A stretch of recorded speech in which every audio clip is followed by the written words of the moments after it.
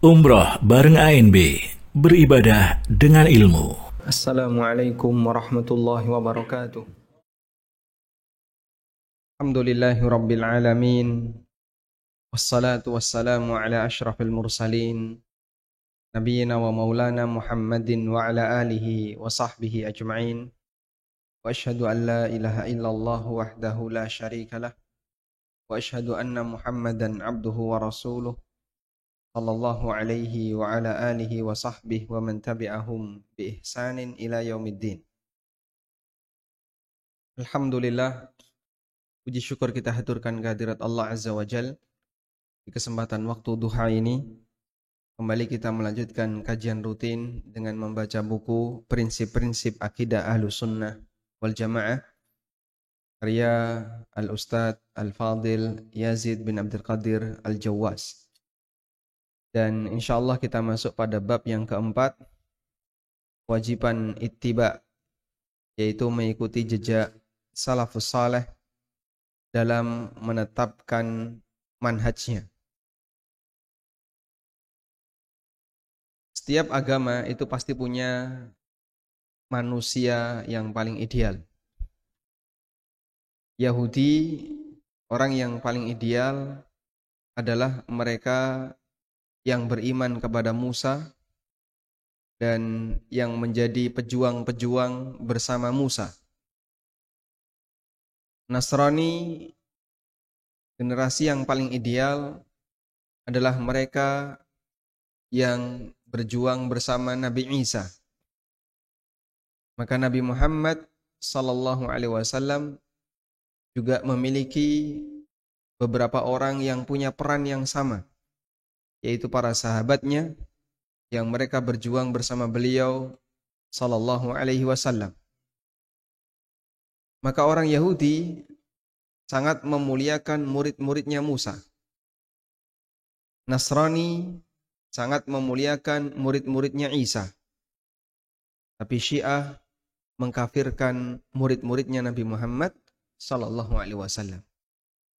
Dan itulah penyimpangan terbesar yang terjadi pada Syiah. Dan beberapa orang yang mengikuti prinsip Syiah, meskipun dengan standar yang berbeda-beda. Kalau Syiah, semua yang tidak berpihak pada Ahlul Bait, dia kafir. Khawarij, semua yang ikut peristiwa tahkim, semua sahabat yang ikut dalam peristiwa dan terlibat dalam peristiwa tahkim, maka dia kafir. Sehingga untuk khulafaur rasyidin, Khawarij tidak kafirkan. Mereka tidak kafirkan Abu Bakar, Umar, Utsman, dan para sahabat yang meninggal sebelum masa tahkim. Mereka tidak kafirkan. Sedangkan Syiah, acuannya adalah pokoknya yang bukan Ahlul Bait dan yang dianggap sebagai musuhnya Ahlul Bait, dianggap menurut Syiah sebagai musuhnya Ahlul Bait, maka dia kafirkan. Lalu belakangan muncul generasi atau masyarakat yang dia terpengaruh oleh kelompok Syiah lebih dominan, kemudian mengkafirkan Muawiyah, Amr bin As, dan beberapa sahabat yang lain meskipun mereka bukan kelompok Syiah. Karena itulah Ahlus Sunnah menanamkan prinsip bahwa setiap kita punya kewajiban untuk beragama sebagaimana agamanya para sahabat. Kita akan baca mulai halaman 25. Nah, keempat, kewajiban ittiba atau mengikuti jejak salafus soleh dan menetapkan manhajnya. Mengikuti manhaj atau jalan salafus soleh, yakni para sahabat, adalah kewajiban bagi setiap individu muslim. Adapun dalil-dalil yang menunjukkan hal tersebut adalah sebagai berikut. Dalil-dalil dari Al-Quran, Allah Ta'ala berfirman, فَإِنْ آمَنُوا بِمِثْلِ مَا آمَنْتُمْ بِهِ فَقَدْ اهْتَدَوْا wa in tawallaw fa innama hum fi shiqaq fasayakfikumullahu wa huwas samiul alim. Maka jika mereka telah beriman sebagaimana yang kamu imani, sungguh mereka telah mendapatkan petunjuk. Tetapi jika mereka berpaling, sesungguhnya mereka berada dalam permusuhan denganmu. Maka Allah mencukupkan engkau Muhammad SAW terhadap mereka dengan pertolongannya. Dan dia maha mendengar, maha mengetahui. Quran Surat Al-Baqarah ayat 137. Melalui ayat ini Allah menjadikan iman para sahabat Nabi radhiyallahu anhu sebagai timbangan tolak ukur untuk membedakan antara petunjuk dan kesesatan, antara kebenaran dan kebatilan. Apabila ahlu kitab beriman sebagaimana berimannya para sahabat Nabi Shallallahu Alaihi Wasallam, maka sungguh mereka mendapat hidayah atau petunjuk yang mutlak dan sempurna. Jika mereka ahlu kitab berpaling, tidak beriman sebagaimana berimannya para sahabat radhiyallahu anhum, maka mereka jatuh dalam perpecahan, perselisihan, dan kesesatan yang sangat jauh. Memohon hidayah dan iman adalah sebesar-besar kewajiban. Menjauhkan perselisihan dan kesesatan adalah wajib. Jadi mengikuti manhaj sahabat Rasul Shallallahu Alaihi Wasallam adalah kewajiban yang paling wajib. Nah, coba Anda garis bawahi kalimat fa in amanu bimithli ma amantum bihi faqad ihtadaw. Apabila mereka beriman sebagaimana imannya kalian. Sebagaimana imannya kalian. Kalian di sini siapa? Ketika ayat ini diturunkan adalah orang mukmin yang hidup di zaman Nabi SAW, yaitu adalah para sahabat. Faqad ihtadaw, Allah berikan jaminan, maka mereka akan mendapatkan petunjuk.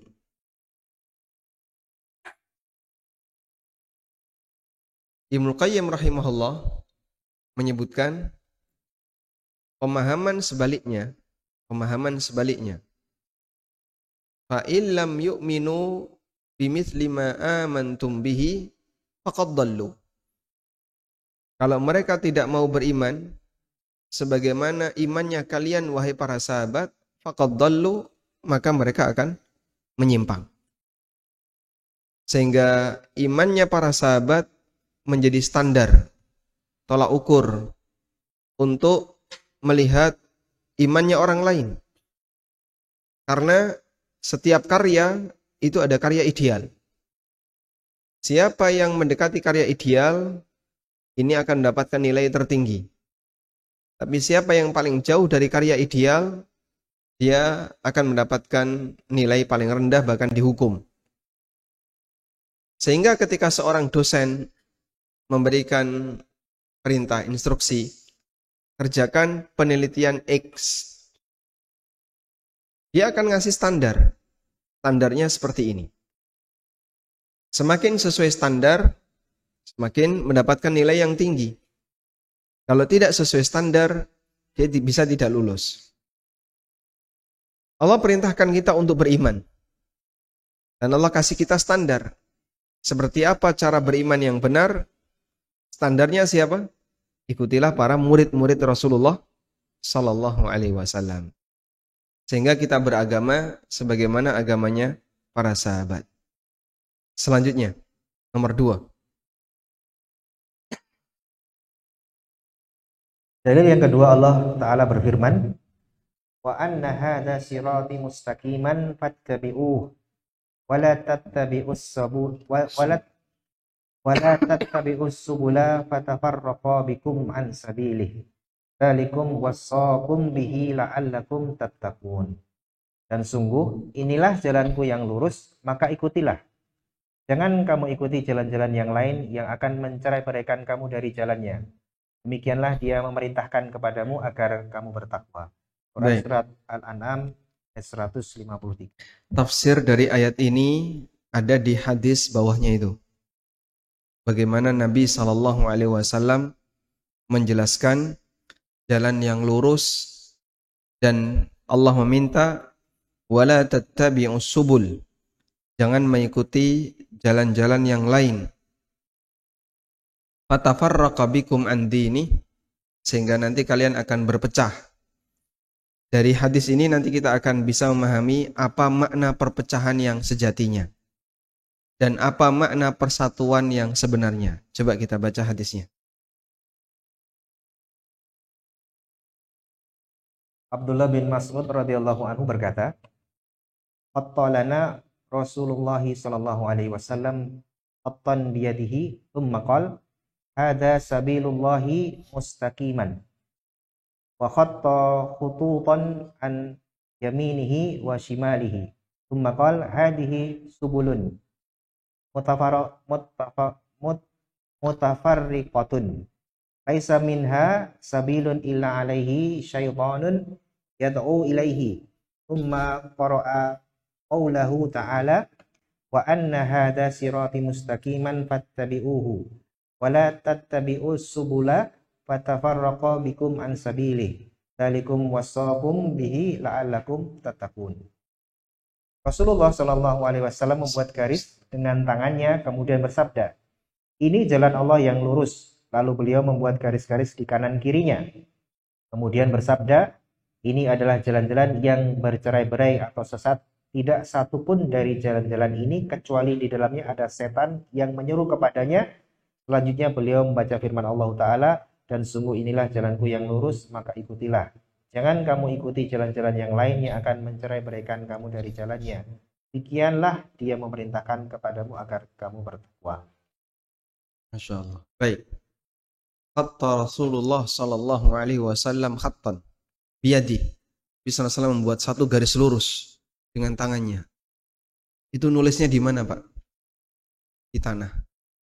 Ditulis di tanah. Atau beliau gambar di tanah, garis lurus. Wa khatta khututan an yaminihi wa an shimal.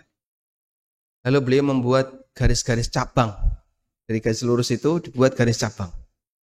Cabang 1, cabang 2, cabang 3, sebelah kanan dan kirinya. Jadi garis cabang itu bukan garis yang berada di samping, tapi ujungnya, pangkalnya itu nyentuh garis lurus tadi. Menandakan bahwa garis cabang ini bernisbah kepada Islam. Kalau ini garis lurus, sudah, terus ada garis di samping kanan misalnya, yang nggak nyentuh dengan garis lurus ini. Kebayang ya? Yang nggak melihat tangan saya, kebayang kan? Garis lurus di tengah. Kemudian saya membuat garis jaraknya 1 meter dari garis lurus ini. Ada yang belok kanan, ada yang belok kiri, ada yang ke belakang, ada yang muter-muter. Nah ini berarti tidak bernisbah kepada Islam. Kelompok-kelompok yang lain yang tidak bernisbah kepada Islam. Komunisme itu tidak bernisbah kepada Islam.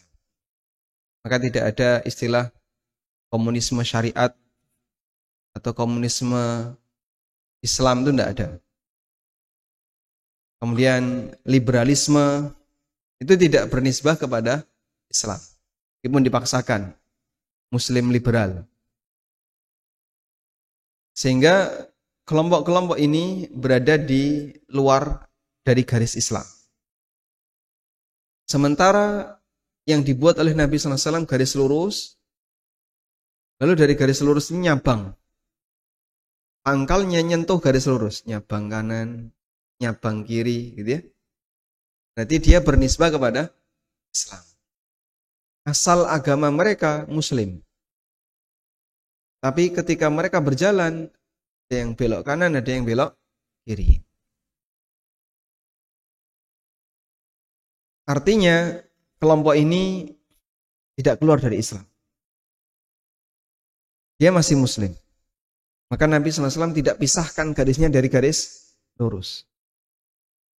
Kemudian beliau katakan bahwa di setiap garis-garis cabang ini alaihi syaitanun yad'u ilai. Di situ ada setan yang mengajak masyarakat untuk belok. Entah belok kanan, entah belok kiri.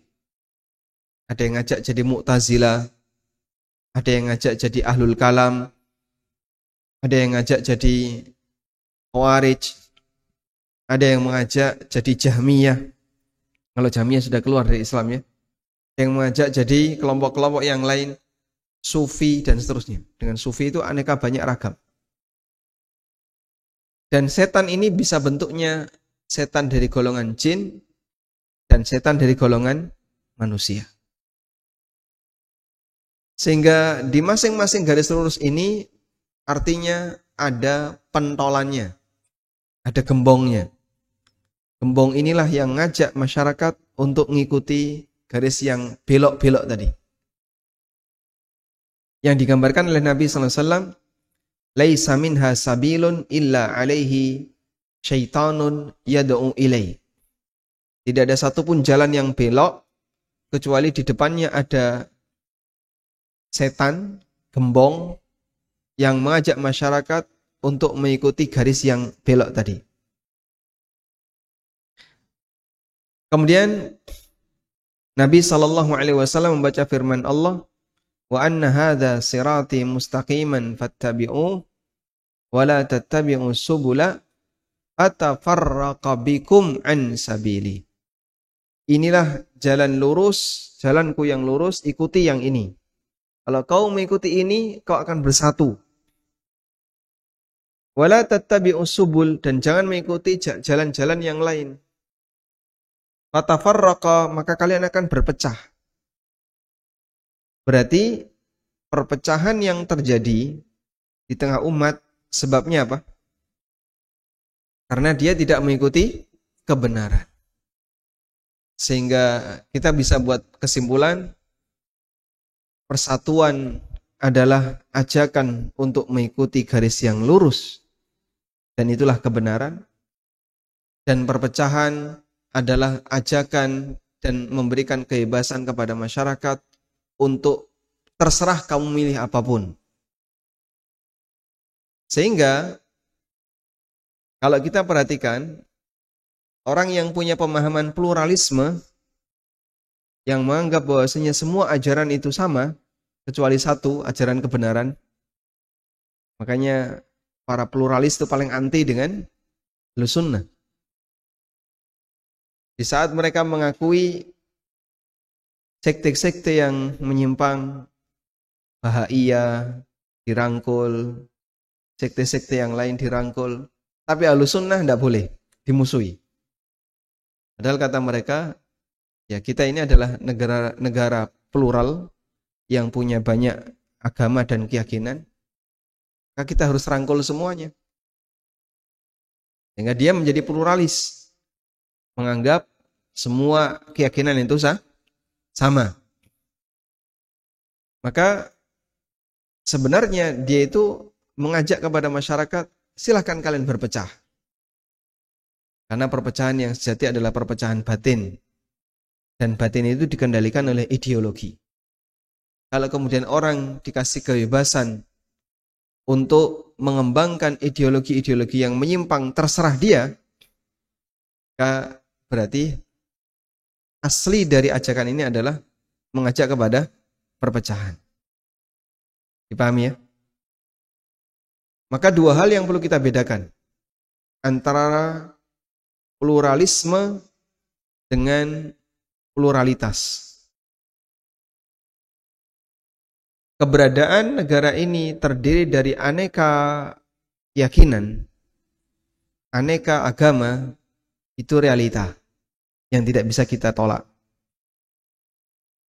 Dan semua yang diadopsi oleh negara, yang diakui oleh negara, tidak boleh diganggu. Sehingga kita tidak boleh mengganggu non-muslim. Dan Islam juga mengajarkan prinsip semacam ini. Maka kita tidak boleh mengganggu ahlu zimmah. Sampai Nabi SAW ngasih ancaman, man qatala dhimmiyan lam yaruh raihatal jannah. Barang siapa yang membunuh non-muslim dhimmi, dia tidak akan mencium bau surga. Dia ngasih larangan yang sangat keras, jangan sampai ganggu orang dhimmi. Sehingga ajaran Ahlussunnah juga mengakui itu. Kita tidak akan mengganggu orang lain ketika mereka menjalankan agamanya. Tapi mengatakan bahwa semua ajaran agama itu sama, tidak ada satupun agama yang mengatakan demikian. Tidak ada ajaran agama yang mengatakan semua ajaran agama sama. Anda tanyakan kepada orang Nasrani, ada enggak doktrin pada agamamu bahwa semua agama itu sama? Tidak ada. Sebaliknya doktrinnya adalah agama yang paling benar adalah agama dia. Selain agamanya tidak benar. Yahudi juga seperti itu. Makanya dulu Yahudi dan Nasrani itu tegang.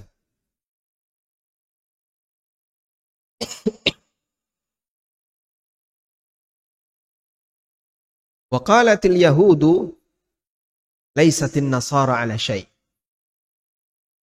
Wa qalatin nasara laisatil yahudu ala syai'.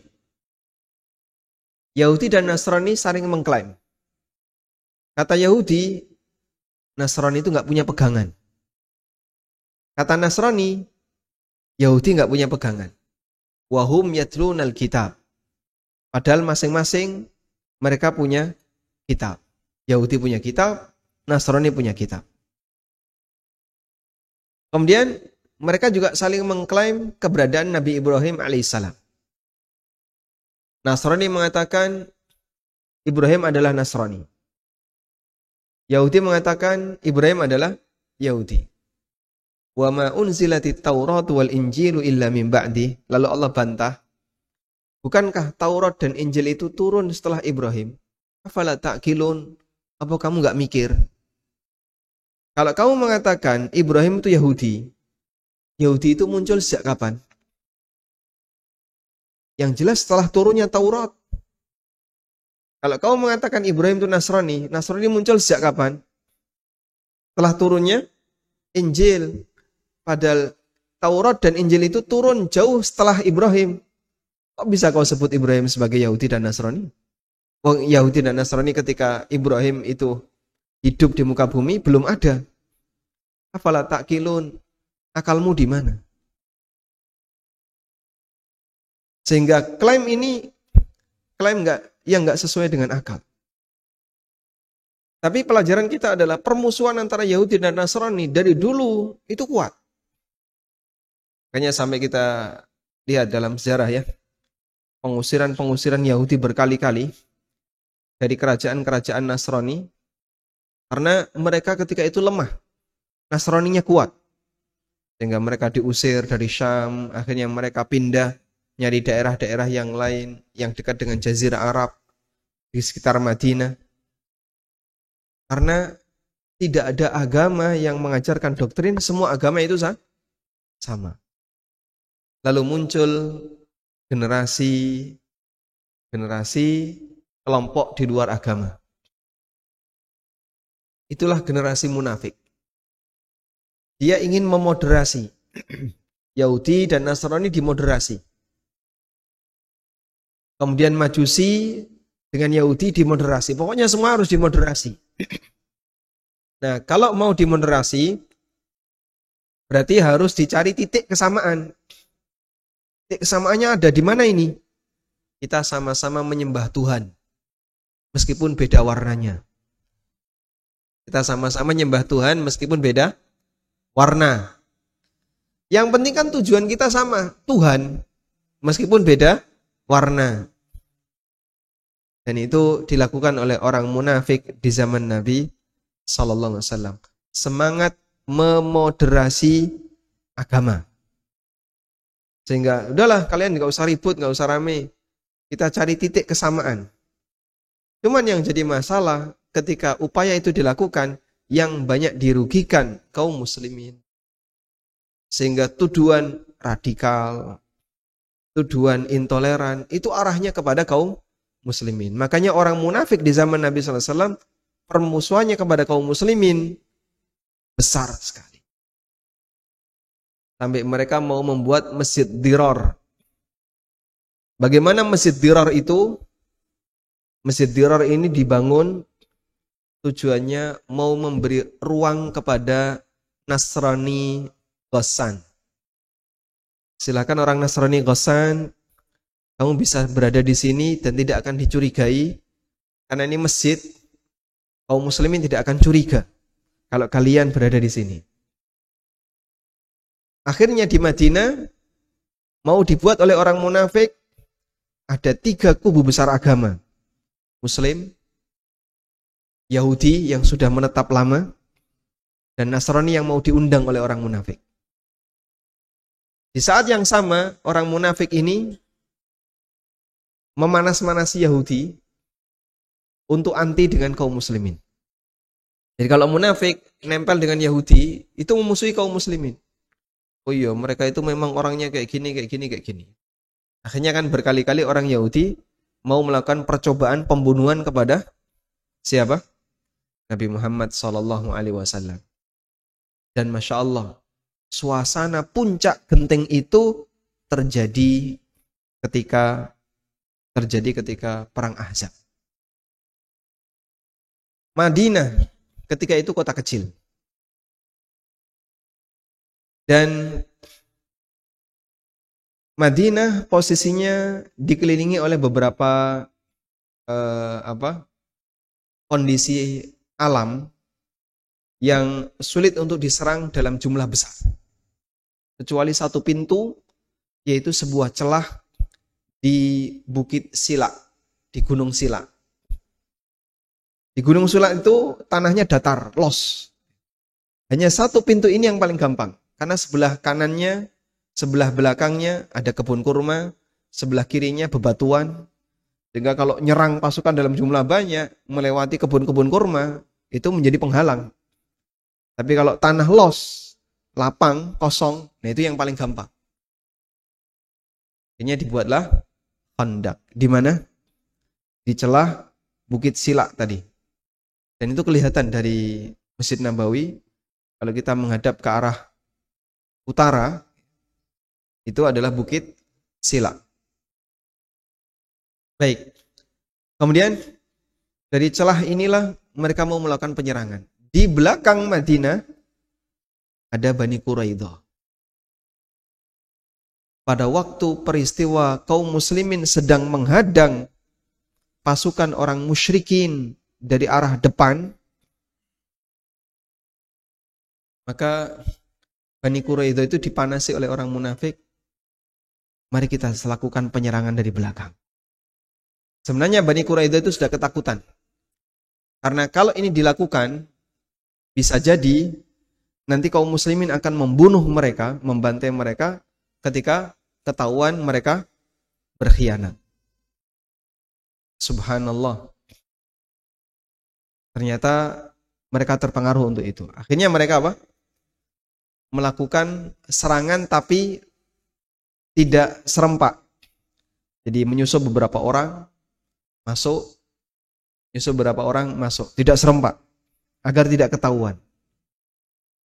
Nabi SAW sudah mendengar informasi ini, dan itulah puncak ketegangan. Ini nggak mungkin memisahkan pasukan di depan, naruh di belakang, tidak mungkin. Karena kebutuhan pasukan untuk menghadang kaum musyrikin di depan sangat besar. Sehingga ada salah satu sahabat yang minta izin kepada Rasulullah SAW. Ya Rasulullah, saya bisa mengacaukan perjanjian mereka. Karena saya dekat dengan Quraidah, dan saya bisa ngasih informasi ke mereka.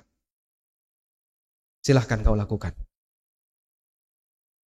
Akhirnya dia menipu Bani Quraidah dengan mengatakan, kamu kalau mau melakukan penyerangan kepada penduduk Madinah, kau harus ngikat komitmen dulu dengan orang musyrikin. Karena jika Muhammad ini menang, maka giliran kau yang akan dibantai. Tapi kalau kau mengikat komitmen dengan orang musyrik, ketika kamu mau dibantai, kau akan dibela oleh orang musyrikin. Sudah? Akhirnya sebelum rencana itu dilakukan, terjadi pertemuan antara orang musyrik dengan orang Yahudi Quraidah. Yahudi Quraidah minta jaminan. Nanti kalau saya nyerang dari belakang, apakah kamu bisa menjamin kita akan dilindungi jika pasukan Muhammad ini menyerang kami? Mereka mau. Sebaliknya, orang musyrik ini minta komitmen, kamu harus betul-betul berani untuk menyerang dari belakang. Akhirnya sahabat ini manasi Bani Quraidah. Wahai Bani Quraidah, mereka akan meninggalkan kamu, orang musyrik akan meninggalkan kamu ketika mereka tahu bahwasanya kamu nyerang dari belakang. Atau mungkin semakna dengan itu, intinya pokoknya dibuat nggak yakin dengan komitmennya orang musyrik. Sahabat ini menyampaikan kepada Bani Quraidah nggak yakin dengan komitmennya orang. Dan karena satu informasi ini, jadi serangan mereka tidak langsung besar. Tapi sedikit demi sedikit karena nggak yakin. Kemudian ditarik kembali. Masya Allah, suasana genting ketika itu jadi lebih bebannya lebih ringan. Kaum muslim bisa fokus terhadap barisan yang ada di depan. Karena yang di belakang ini tidak banyak. Bani Quraidah dibuat nggak yakin dengan komitmennya orang musyrikin. Sehingga ketika mereka nggak yakin, mereka nggak berani. Kalau mereka nggak berani, jagaan di belakang tidak perlu banyak-banyak. Fokus dengan penjagaan di depan. Alhamdulillah begitu musyrikin ini kalah, dan Allah kirimkan angin, hujan, sehingga mereka tidak persiapan dengan situasi seperti itu, mereka pun pergi pulang, meninggalkan Madinah. Giliran selanjutnya eksekusi Bani Quraidah. Siapa orang yang dijadikan hakim ketika itu? Sa'ad bin Mu'adz. Kenapa Sa'ad bin Mu'adz? Ya? Kenapa Sa'ad bin Mu'adz? Sa'ad bin Mu'adz bukan orang Yahudi. Beliau pemimpin suku Aus, orang Madinah. Tapi Aus dengan Quraidah bestie. Aus dengan Quraidah dulu sebelum Islam datang itu halif. Aus halif Bani Quraidah. Halif itu bestie, best friend. Jadi pada waktu Bani Quraidah ini diminta oleh Nabi SAW, siapa orang yang kalian tunjuk untuk memberikan keputusan terhadap pelanggaran kalian? Mereka minta Sa'ad bin Mu'adz. Akhirnya Sa'ad bin Mu'adz didatangkan. Dan pada waktu Sa'ad bin Mu'adz didatangkan, mereka berharap, tolong maafkan kami, ampuni kami. Kemudian Sa'ad bin Mu'adz memutuskan, aku putuskan, bahwa siapapun lelaki yang sudah tumbuh bulu kemaluan, maka dia dibunuh. Ya Allah, satu demi satu, ya. Wis putih kabeh ya ora usah ditakoni. Piye Mbah, buka Mbah ya ora usah ya. Sehingga yang kira-kira masih meragukan, masih belum keluar jenggot, masih belum nampak ciri-ciri balik, itu sampai dilorot kemaluannya. Untuk dilihat, ada bulu kemaluannya enggak? Enggak ada, dibebaskan. Enggak ada, jadi budak. Kalau ada, dibantai. Sehingga Bani Quraidah mereka dihukum oleh Nabi SAW dengan cara semuanya dibunuh karena mereka pengkhianat. Sedangkan anak-anak dan wanita jadi tawanan. Baik. Ini delo-delo ini. Menyampingnya terlalu banyak. Tapi dari situ kita bisa lihat intinya bahwa sebenarnya tidak ada ajaran agama yang mengajarkan, yang memberikan doktrin semua agama itu benar. Maka kita heran kalau ada orang yang mengajarkan prinsip semua agama itu benar. Dan dominan itu datang dari orang muslim. Mereka buat sebuah komunitas interfaith. Antar keyakinan interfaith. Sehingga keyakinan A, keyakinan B itu dianggap semuanya seragam. Wallahu a'lam. Selanjutnya, nomor 3. Syekhul Islam. Syekhul Islam.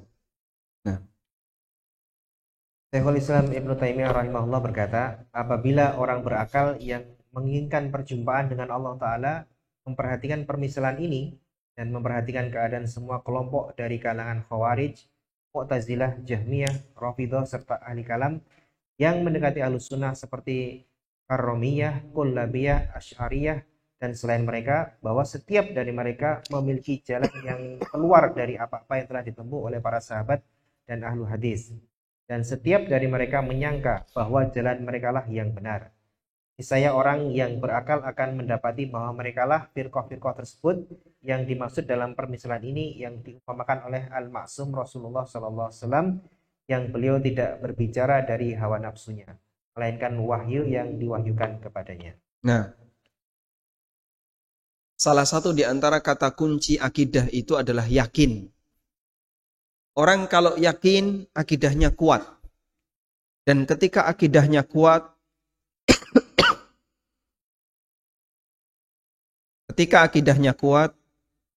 maka seorang mukmin tidak akan gampang terpengaruh dengan aneka pemikiran yang lainnya.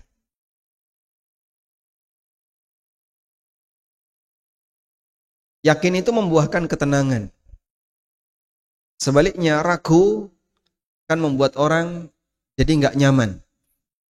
Sederhana saja. Anda mau naik pesawat, lalu ada informasi, mohon maaf, karena alasan operasional, lalu kan alasannya apa? Operasional. Bahwa alasannya pesawatnya gimana, tetap nanti kalimatnya alasan operasional. Maka penerbangan Anda akan ditunda untuk waktu wallahu a'lam. Andai kan ada pengumuman seperti itu, kira-kira sebagai penumpang gimana, Pak? Ribut mereka. Kapan nanti? Terus kepastiannya kapan? Itu hanya padahal paling selisih hanya sekian jam. Kalaupun tidak jam ya hari. Itu ribut sudah. Orang ribut ketika tidak ada kepastian kapan akan berangkat. Ragu hanya mau berangkat kapan, itu orang jadi gak nyaman, jadi gak tenang. Apalagi Anda bisa bayangkan, ragu untuk perkara yang lebih besar. Gak tenang untuk perkara yang lebih besar, yaitu masalah akidah. Makanya orang ketika akidahnya gak tenang, akidahnya masih gampang goyang. Kadang serong kanan, serong kiri, kemanapun dia bisa bergerak. Maka ini orang tidak akan bisa mendapatkan kenyamanan ketika beragama. Mungkin pada waktu masih muda, dia merasa nyaman. Begitu di akhir hayatnya, mulailah keresahan itu muncul. Dan subhanallah, itu ternyata dirasakan oleh banyak sekali ahlul kalam di kalangan kelompok Asy'ariyah, Kullabiyah, Maturidiyah. Ada banyak cerita di mana pendekar-pendekar ahlul kalam ketika mendekati ajalnya itu bingung. Sampai di antaranya Ar-Razi. Ar-Razi ini kalau sudah bicara tentang masalah kalam sampai kelologen ya. Semuanya isinya cuma ilmu kalam, pakai olah logika terus seperti itu. Sampai dia mengatakan, hidup ini sepanjang masa yang aku habiskan hanyalah bingung. Wa ma jama'nahu illa qila wa qalu. Apa yang saya kumpulkan hanyalah katanya. Selama ini apa yang saya kumpulkan hanyalah katanya. Kemudian Abul Ma'ali Al-Juwaini, tokoh ilmu kalam, dan dia termasuk tokoh dalam mazhab Syafi'iyah. Dia mengatakan di akhir hayatnya, ya laitani mittu ala aqidatil awam. Andaikan saya mati dengan membawa akidah sebagaimana akidah masyarakat awam. Akidah masyarakat awam yang tidak terkontaminasi dengan penyakit ilmu kalam, itu lebih menenangkan daripada akidah yang selama ini saya cari. Mencari ke kanan, ke kiri, katanya ini dikumpulkan. Sampai beliau mengatakan, ya laitani mitu ala aqidatil awam. Andaikan aku mati dalam kondisi membawa akidah orang awam. Karena naluri orang awam itu lurus ketika belum terkontaminasi. Sehingga mereka bingung di akhir hayatnya. Ini mana sih yang benar? Ketika masih muda, itu mereka menikmati. Menikmati perdebatan, menikmati mikir, terus mereka menikmati. Begitu sudah tua, capek dia. Saat capek itu bingung yang didapat. Terus ini yang mana yang benar? Subhanallah. Jadi sebagaimana fisik itu bisa capek, pikiran juga bisa capek. Ada saatnya orang itu ketika diajak mikir, begitu sudah tua, udah mulai capek. Dah, saya berhenti di sini saja. Mikir yang kayak gitu saya udah nggak sanggup. Karena dia sudah sepuh. Fisik juga seperti itu. Ada orang yang hobinya off-road, ya, nomaden. Ini sementara tinggal sebentar, nanti pindah lagi ke sini sebentar, tinggal lagi ke sini sebentar. Gitu gak, Pak? Begitu sudah pensiun, pengennya gimana, Pak? Kalau orang udah pensiun, pengennya gimana? Menetap di satu tempat. Udah, saya duduk di sini saja. Saya sudah capek pindah-pindah. Makanya orang di usia 60 tahun kalau belum punya rumah, pusing dia. Belum punya rumah, anaknya juga nggak punya rumah, nebeng mertua semua. Orang tua kayak gini gimana, Pak? Pusing dia. Nanti harus ngontrak, perpanjang kontrak lagi, sampai kapan? Dia tidak bisa tenang, karena dia merasa belum ada tempat untuk duduk selamanya. Sampai dia mati. Akidah juga seperti itu ternyata. Orang tidak bisa tenang ketika dia selalu dalam posisi pindah-pindah karena masalah tadi. Kayaknya kok ketika debat ini menang ikuti yang ini, debat lagi ini yang menang ikuti ini. Pindah-pindah dia. Gak bisa tenang. Sampai tokoh mereka mengatakan, ya laitani mitu ala aqidatil awam. Andaikan aku mati dengan membawa akidah orang awam, itu lebih saya sukai daripada mati dalam posisi semua serba bingung. Karena itu, jamaah dimulakan Allah Subhanahu wa taala, akidah yang tidak tersentuh, keyakinan yang berdasarkan naluri yang tidak tersentuh dengan aneka ilmu kalam, itu lebih menenangkan. Karena dia sejalan dengan fitrah. Diceritakan bahwa ada orang yang mabuk, Pak. Mendem, mabuk, minum khamr, mabuk dia. Dalam posisi mabuk dia bernyanyi. Terus dia digandeng sama orang Syiah. Setelah itu orang Syiah ini mengatakan, Ushtum Aisyah. Hina Aisyah. Jelek-jelekan Aisyah. Orang mabuk ini tidak mau. Dia nggak mau. Menghina Aisyah dalam kondisi mabuk itu tidak mau. Diulangi lagi. Pokoknya kamu harus hina Aisyah. Tidak mau.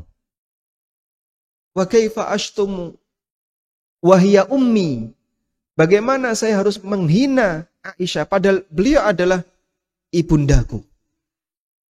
Karena Aisyah adalah ummul mukminin. Ushtum Aisyah wa illa aqtuluka. Hina Aisyah, kalau tidak tak bunuh kamu. Tidak mau tetap. Akhirnya orang mabuk ini dibunuh oleh orang Syiah tadi. Karena tidak mau menghina Aisyah radhiyallahu anha. Coba lihat. Orang awam, sekalipun dalam posisi mabuk, nalurinya masih ada, disuruh melakukan perbuatan jahat yang bertolak belakang dengan fitrahnya, walaupun dalam kondisi mabuk, tidak mau dia. Ya mungkin fitrah itu yang bekerja. Maka apabila fitrah ini sudah dirusak dengan aneka pemikiran-pemikiran menyimpang, di ujung hayatnya jadi bingung.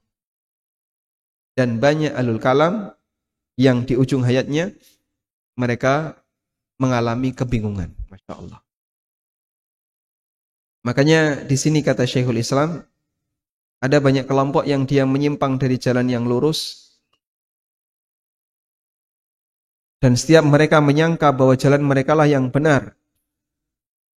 Maka orang berakal bisa mendapati bahwa mereka yang dimaksud dalam permisalan ini, yang diumpamakan oleh Rasulullah SAW, di mana beliau tidak bicara dengan hawa nafsunya, melainkan wahyu yang diwahyukan.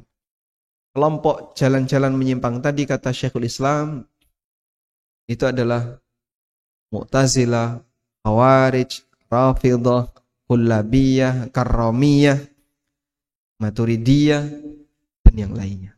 Waliyatubillah. Baik, kita lanjutkan ayat atau poin nomor 3. Dalil yang ketiga firman Allah Ta'ala, wa man yushaqiqir rasula min ba'di ma tabayyana lahul huda wa yattabi' ghayra sabilil mu'minina nuwallihi ma tawalla wa nuslihi jahannam wa sa'at masira. Dan barang siapa menentang Rasul Muhammad SAW setelah jelas kebenaran baginya dan mengikuti jalan yang bukan jalan orang-orang mukmin, kami biarkan dia dalam kesesatan yang telah dilakukannya itu, dan kami masukkan dia ke dalam neraka jahanam, dan itu seburuk-buruk tempat kembali. An-Nisa ayat 115. Jalannya kaum mukminin pada ayat ini adalah keyakinan, perkataan, dan perbuatan para sahabat radhiyallahu anhum. Karena ketika turunnya wahyu, tidak ada orang yang beriman kecuali para sahabat. Seperti firman Allah Ta'ala, amana rasulu bima unzila ilaihi min rabbihi wal mu'minun. Rasul Muhammad SAW beriman kepada apa yang diturunkan kepadanya, yaitu Al-Quran dari Rabbnya. Demikian pula orang-orang yang beriman. Al-Baqarah 285. Ayat di atas menunjukkan bahwa mengikuti jalan para sahabat dalam memahami syariat adalah wajib dan menyalahinya adalah kesesatan. Baik. Jadi sebuah kalimat itu bisa dipahami dengan menggunakan 3 pendekatan.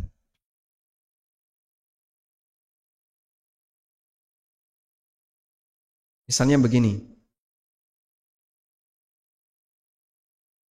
Saya duduk di atas meja, misalnya ya.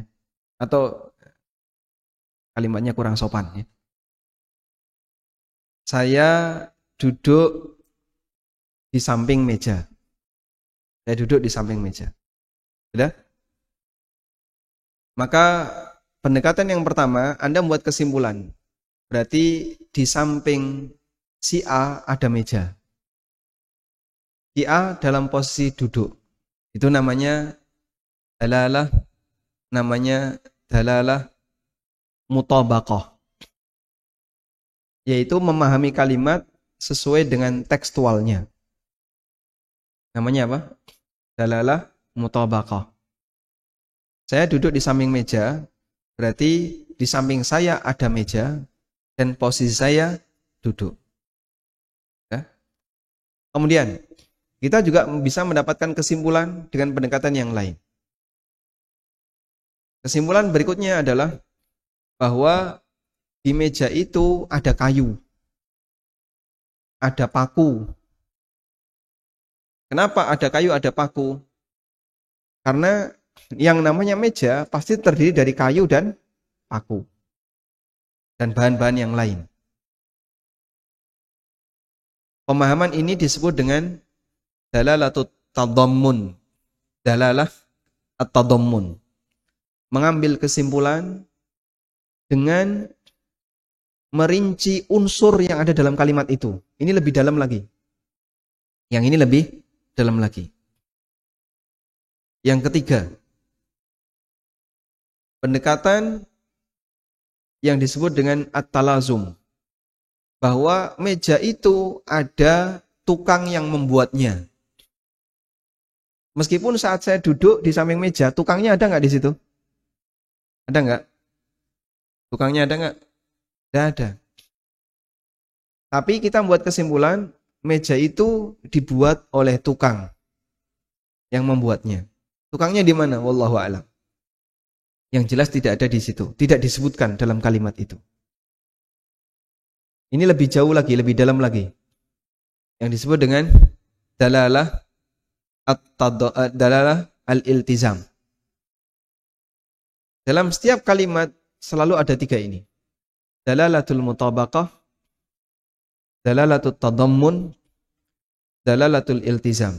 Ini dipelajari dalam kajian usul fikih ya. Kalau saya melihat si A memegang pulpen, di depannya ada buku. Maka dalalah mutabaqahnya apa?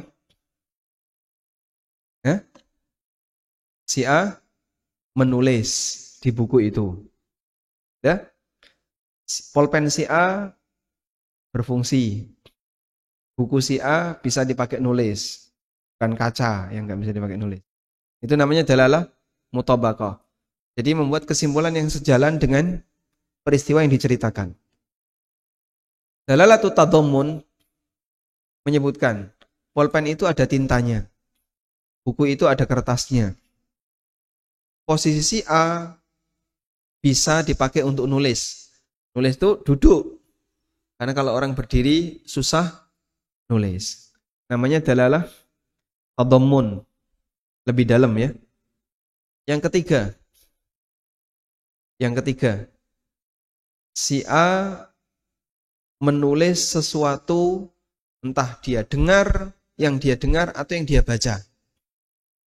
Namanya dalalah iltizam.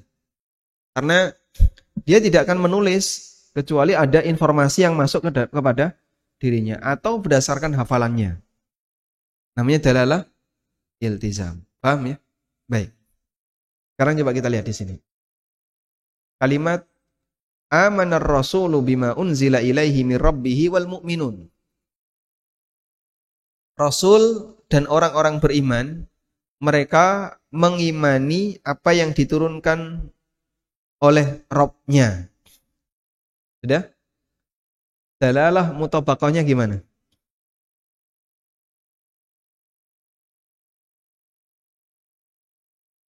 Dalalah mutabaqahnya gimana?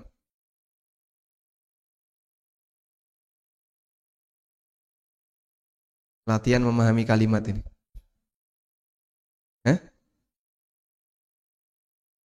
Dalalah mutabaqahnya adalah terjemahan tekstual yang bisa Anda buat. Berarti Rasul dan orang-orang yang beriman mengimani apa yang diturunkan oleh Allah. Paham ini? Itu dalalah mutabaqahnya. Yang kedua, dalalatut tadammun.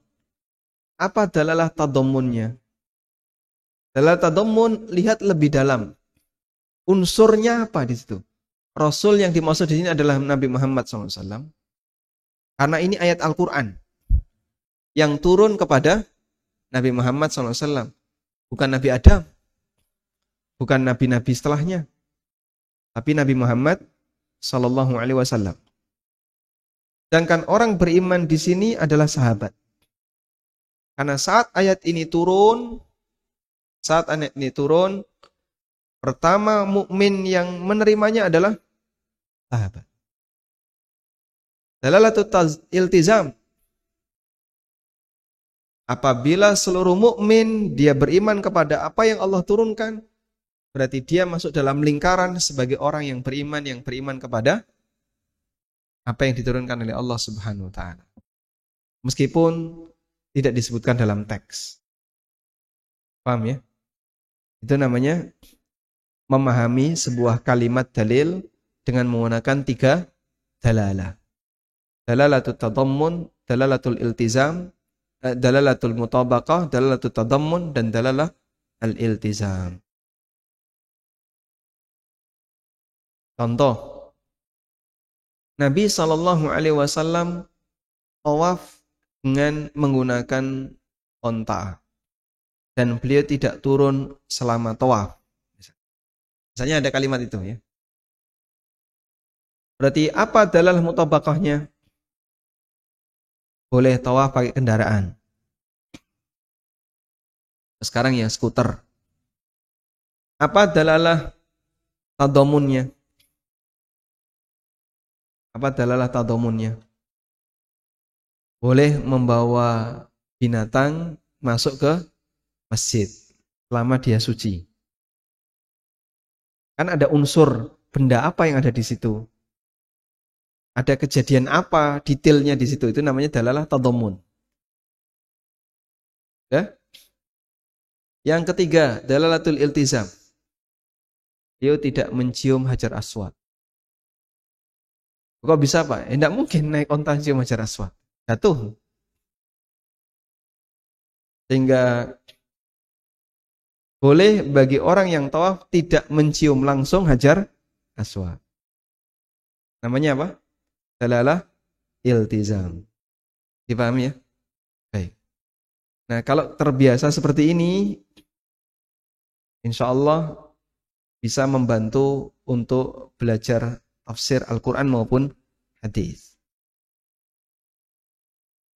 Wallahu a'lam.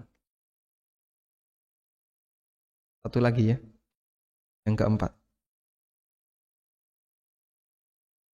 Dalil yang keempat firman Allah Ta'ala, was-sabiqunal awwaluna minal muhajirin wal ansari walladzina tabauhum bi ihsanin radhiyallahu anhum wa radu anhu wa a'adda lahum jannatin tajri tahtahal anharu khalidina fiha abada. Dzalikal fawzul 'adzim. Dan orang-orang yang terdahulu lagi yang pertama-tama masuk Islam di antara orang-orang muhajirin dan ansor dan orang-orang yang mengikuti mereka dengan baik, Allah ridha kepada mereka dan mereka pun ridha kepada Allah. Allah menyediakan bagi mereka surga-surga yang mengalir di bawahnya sungai-sungai. Mereka kekal di dalamnya selama-lamanya, itulah kemenangan yang agung. At-Taubah ayat 100. Ayat ini sebagai hujjah manhaj sahabat karena ia merupakan dalil, maka pengikutnya berhak mendapatkan keridhaan. Jadi tidak mendapatkan pujian kecuali orang yang mengikuti dalil. Oleh karena itu, mengikuti mereka wajib atas orang alim maupun orang awam. Sebagai kewajiban orang yang alim ialah mengikuti dalil. Sebagaimana Allah Ta'ala berfirman, ittabi'u ma unzila ilaikum mir rabbikum wa la tattabi'u min dunihi awliya qalilan ma tadhakkarun. Ikutilah apa yang diturunkan kepadamu dari Rabbmu dan janganlah kamu ikuti selain Dia sebagai pemimpin. Sedikit sekali kamu mengambil pelajaran. Al-A'raf ayat 3. Andai kata tidak demikian, maka ia berhak mendapatkan hukuman dan tidak berhak mendapatkan keridhaan. Maka perhatikanlah. Nah, Allah Ta'ala menyebut as-sabiqunal awwalun minal muhajirin wal ansar walladzina taba'ahum bi ihsan radhiyallahu anhum wa radu an. Kita pakai 3 tadi ya. Dalalah, mutabaqah, tadammun dan iltizam. Orang-orang yang pertama kali masuk Islam, as-sabiqunal awwalun, itu ada 2, muhajirin dan ansar. Sudah? Lalu ada satu kelompok lagi, yaitu yang mengikuti mereka dengan baik. Walladzina taba'uhum bi ihsan, dan orang-orang yang mengikuti mereka dengan baik. Berarti manusia ada 2 kelompok. Pertama adalah pendahulu, yang kedua generasi pengikut. Generasi pendahulu di tengah kaum muslimin ada 2, muhajirin dan ansar. Generasi pengikut karena tidak masuk sebagai pendahulu, jika dia ingin mendapatkan balasan sebagaimana yang diberikan kepada muhajirin dan ansar, dia harus mengikuti muhajirin dan ansar. Sudah? Baik. Maka dari sini kita bisa membuat dalalah mutabaqah. Apa dalalah mutabaqah? Allah meridhai as-sabiqunal awwalun di kalangan muhajirin dan ansar dan orang-orang yang mengikuti mereka.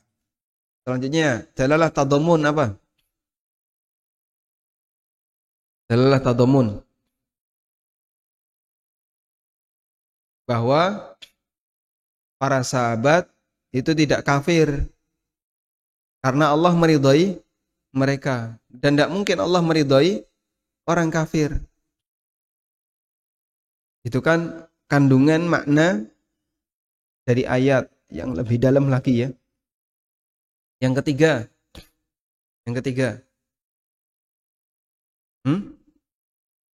Yang iltizam. Konsekuensinya, iltizam itu konsekuensinya.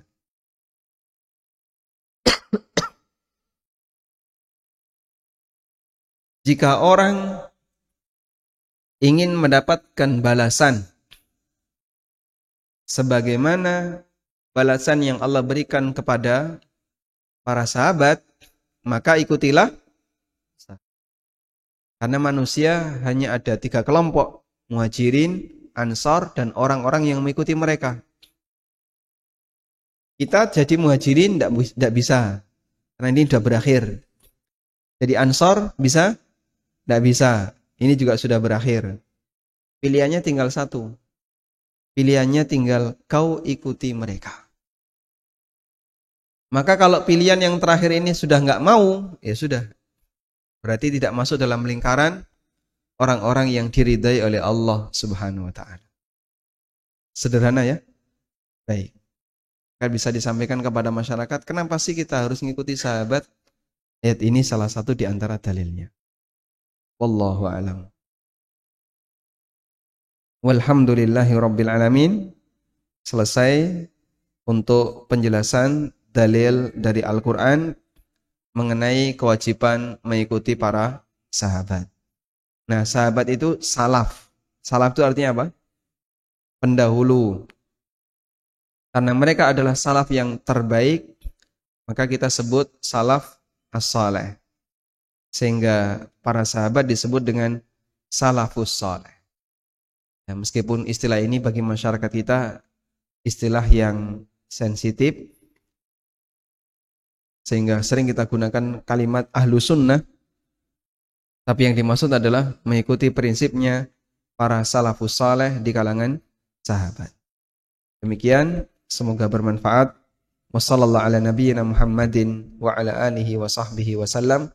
Wa akhiru da'wana anil hamdulillahi rabbil alamin. Wassalamualaikum warahmatullahi wabarakatuh.